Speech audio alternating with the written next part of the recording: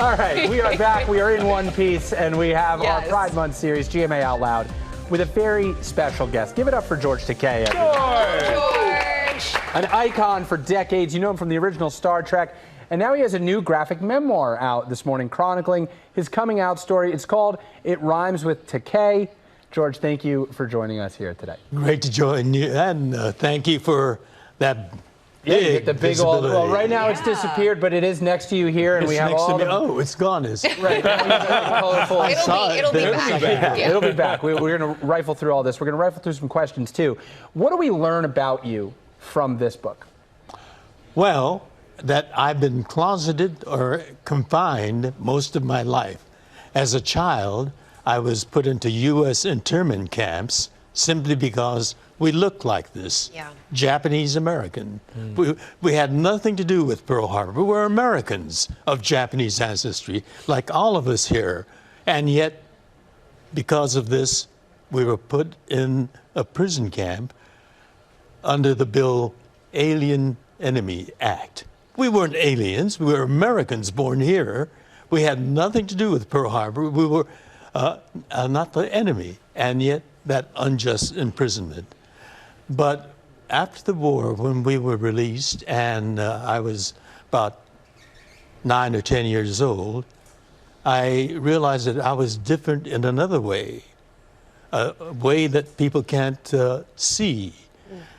Being Japanese American, they can see me, but I thought other boys were very attractive.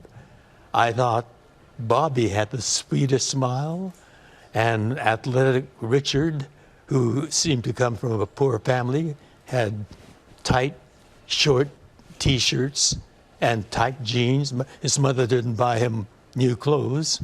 And when he played basketball and reached up like that, the T-shirt ran all the way up, and I saw most of his body, and that was exciting. So when did you decide to come out?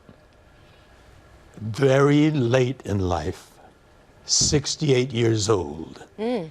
Very late. And the title of your book is sort of a play on your name. It is a play on my name. I wanted the potential book buyer to work a little bit, you know. Rhymes with Takei. It's a game, isn't it? Oh, okay, I'll play. Day, Takei, May, Takei, say, Takei, gay, Takei. Oh, it's about a gay guy.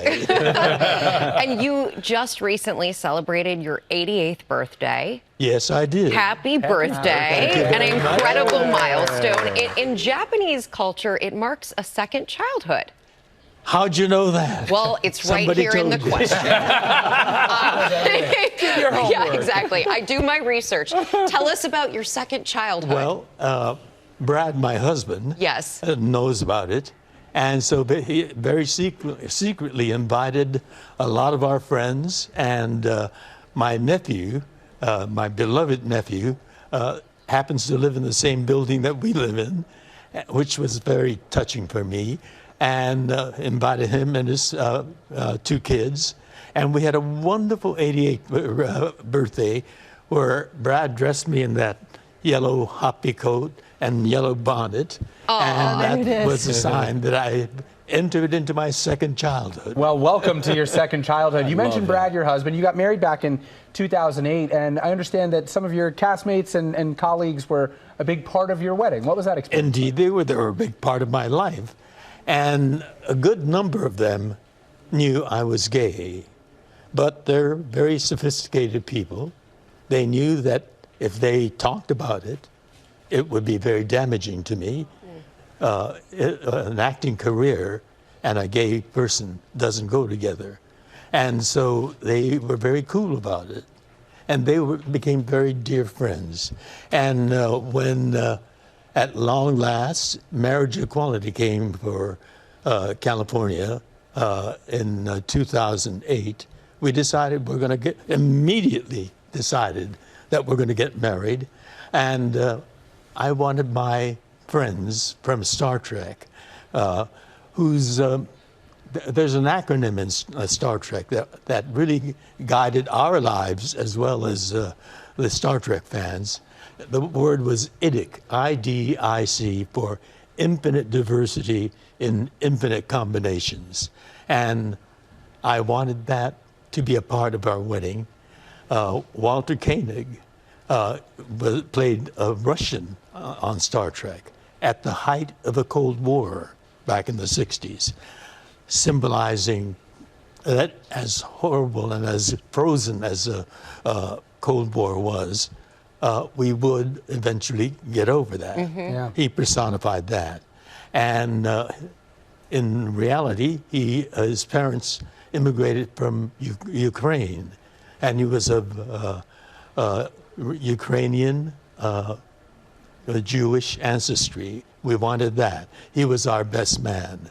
And for our best lady, we had an African-American woman who was also white. She had French blood, and she was Cherokee as well, Native American. She was the most American one of the entire cast. It was a beautiful affair. We've been sharing some of the photos, and we really appreciate you being here with us on this special day. We had a wedding that was in infinite diversity and infinite combinations. So lovely. That IDIC.